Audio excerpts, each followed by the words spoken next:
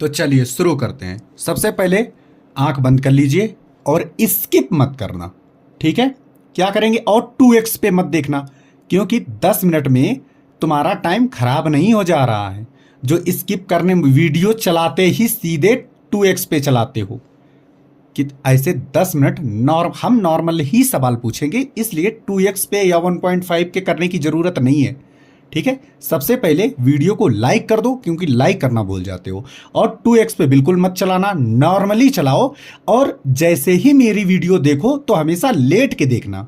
कुछ भी पढ़ते रहो, रीजनिंग पढ़ो, मैथ पढ़ो, ठीक है, और भी सारी चीजें पढ़ो, लेकिन जब मेरी वीडियो को देखना, किताब आप पढ़ रहे हो तो पढ़ते रहो, लेकिन जब मेरी वीडियो को देखना तो क्या करना? कान में लीड लगा लेना, मोबाइल साइड में देखना नहीं है, साइड में रख के आंख बंद करके, अगर लाइब्रेरी में हो तो ऐसे रख दो, आराम से ऐसे मोबाइल को कवर करके बंद करके रख दो और आंखें बंद करो और सीट के पीछे ऐसे थोड़ा सा रिलैक्स मोड में आ जाओ और ध्यान से सुनो कि क्या आप सवाल बता पाते हैं या नहीं बता पाते हैं, ठीक है?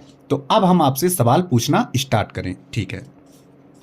हमने क्या बोला था? पढ़ के आना, ठीक है? सभी के टॉपिक से एक एक पेज में डेली कराऊंगा, ठीक है? चलो, भारतीय संविधान का विकास, हम सवाल पूछेंगे आपसे भारतीय संविधान का विकास, ठीक है?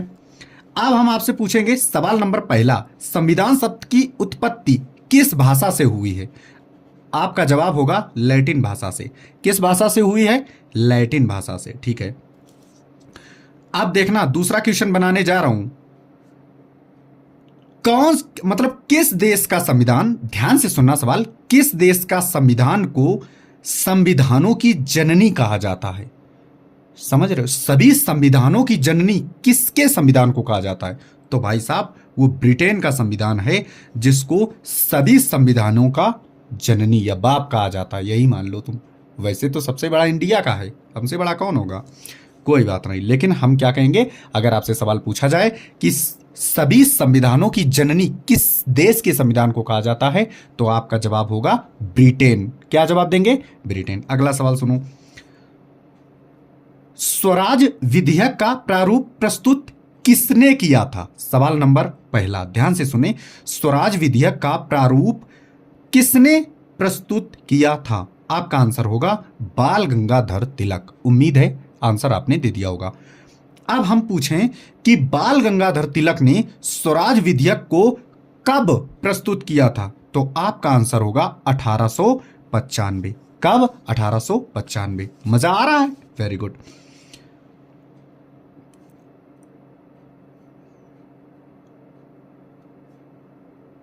ठीक है, महात्मा गांधी ने संविधान के निर्माण के लिए कब कहा?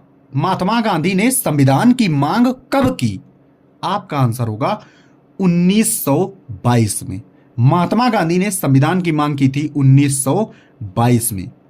हम पूछेंगे 1934 में किसने संविधान के निर्माण की मांग की? आपका जवाब होगा जवाहरलाल नेहरू में।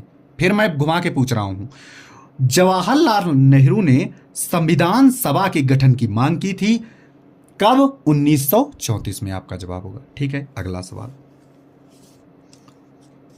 भारतीय संविधान के ऐतिहासिक विकास का काल कब से माना जाता है? तो आपका आंसर होगा 1600 ईस्वी से। ईसा पूर्व से नहीं, ईस्वी से, ठीक है? 1600 ईस्वी से भारतीय संविधान के ऐतिहासिक विकास का काल माना जाता है। कब से? 1600 ईस्वी से, ठीक है? अच्छा, ये बताओ, भारतीय संविधान की नींव 1600 में कैसे पड़ी? तो आपका आंसर होना चाहिए ईस्ट इंडिया कंपनी के माध्यम से। ईस्ट इंडिया कंपनी कब आई? 1600 में, तभी भारतीय संविधान की नींव रख चुकी थी, ठीक है? एक चिंगारी उड़ चुकी थी। चलो, अच्छा ये बताओ, जो ईस्ट इंडिया कंपनी आई थी उसके समस्त शक्ति किसके पास थी? तो आपका आंसर होगा गवर्नर के पास। किसके पास थी? गवर्नर के पास। और ठीक है, बाकी ये नहीं पूछेंगे आपसे। अच्छा ये बताओ, कौन से रेगुलेटिंग एक्ट से बंगाल के गवर्नर जनरल बनाया गया? फिर से एक बार सुनो, कौन से रेगुलेटिंग एक्ट के तहत वारेन हेस्टिंग को बंगाल का गवर्नर जनरल बनाया गया? आपका आंसर होगा 1773 का रेगुलेटिंग एक्ट। कब? 1773 का रेगुलेटिंग एक्ट। ठीक है। अच्छा, कलकत्ता में उच्च न्यायालय की स्थापना कौन से रेगुलेटिंग एक्ट से हुई? कलकत्ता में उच्चतम न्यायालय सुप्रीम कोर्ट की स्थापना कौन से रेगुलेटिंग एक्ट से हुई? आपका जवाब होगा 1773 के रेगुलेटिंग एक्ट से। ठीक है। अच्छा, उच्चतम न्यायालय की स्थापना सबसे पहले कहां की गई थी? कलकत्ता में। कहां की गई थी? कलकत्ता में। कब की गई थी? 1774 में। ठीक है। कितने न्यायाधीश थे? तो एक मुख्य मतलब एक चीफ जस्टिस थे और 3 अन्य थे, टोटल 4 थे। प्रथम मुख्य न्यायाधीश, सुप्रीम कोर्ट के प्रथम मुख्य न्यायाधीश कौन थे जब कलकत्ता में स्थापना हुई थी? सर एलिजा इम्फे थे। कौन थे? सर एलिजा इम्फे थे। बहुत सही। एक्ट ऑफ सेटलमेंट के नाम से कौन जाना जाता है? तो आपका जवाब होगा 1784 का पिट्स इंडिया एक्ट को कहते हैं एक्ट ऑफ सेटलमेंट। इतना ही सवाल बनता है। अच्छा, द्वैध शासन मतलब दोहरा शासन कब आया? तो आपका जवाब होगा 1784 का पिट्स इंडिया एक्ट में द्वैध शासन आया था। कंपनी के मतलब ईस्ट इंडिया कंपनी के अधिकार पत्र को 20 वर्षों के लिए कब बढ़ाया गया? तो आपका जवाब होगा 1813 का चार्टर अधिनियम से। ठीक है। चलो, अच्छा, बंगाल के गवर्नर जनरल को भारत का गवर्नर जनरल कब बनाया गया?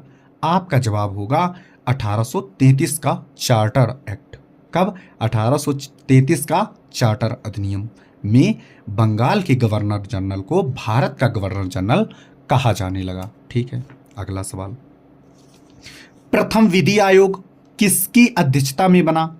आपका जवाब होगा लॉर्ड मैकाले। कौन काला? आप काले। तो लॉर्ड मैकाले। ठीक है।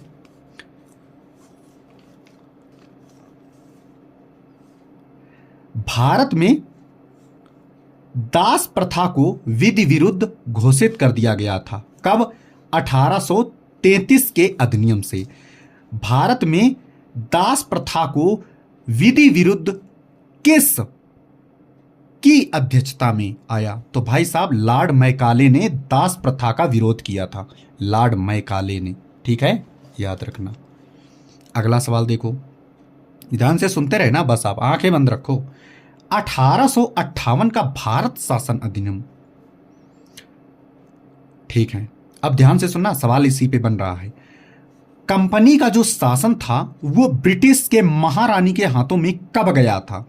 आपका ऑप्शन कोई नहीं है, आपका आंसर होना चाहिए 1858 में कंपनी का जो पूरा शासन था ना वो ब्रिटिश के महारानी के पास चला गया था। कब? 1858 में। 1858 में ही के भारत शासन अधिनियम में ही मुगल सम्राट के पद को खत्म कर दिया गया था।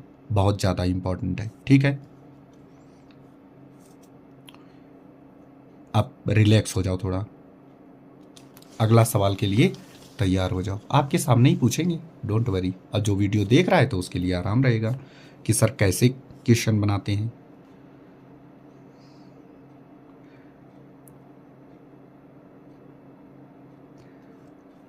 कौन सा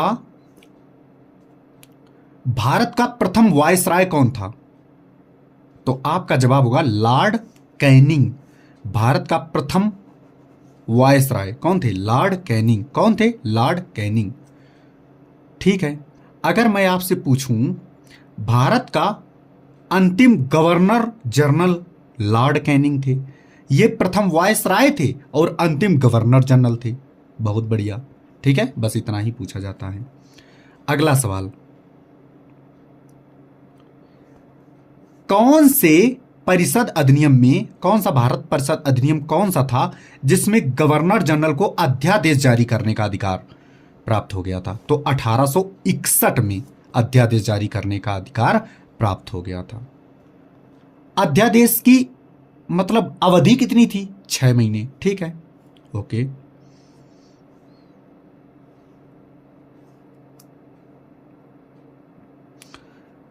ध्यान से सुनना,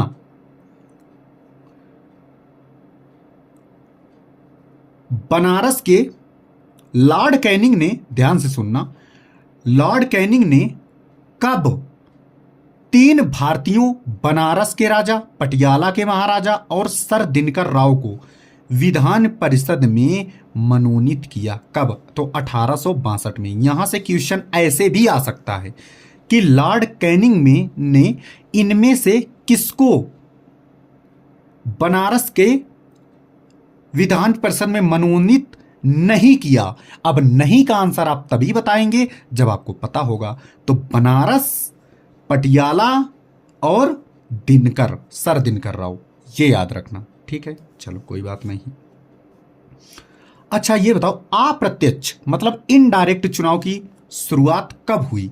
तो 1892 में। कब? 1892 में। ठीक है। मार्लेमिंटो सुधार कब आया? 1909 में। कब आया? 1909 में। मार्लेमिंटो सुधार कब आया? 1909 में। अच्छा, मार्लेमिंटो सुधार में मुस्लिम सदस्यों का चुनाव मुस्लिम मतदाता ही करते थे, ये याद रखना। ठीक है। अच्छा ये बताओ, सांप्रदायिक निर्वाचन के रूप में किस अधिनियम को जाना जाता है? तो 1909 के अधिनियम को सांप्रदायिक निर्वाचन अधिनियम जाना जाता है। ठीक है, बहुत बढ़िया। कार्यपालिका परिषद के प्रथम सदस्य कौन बने?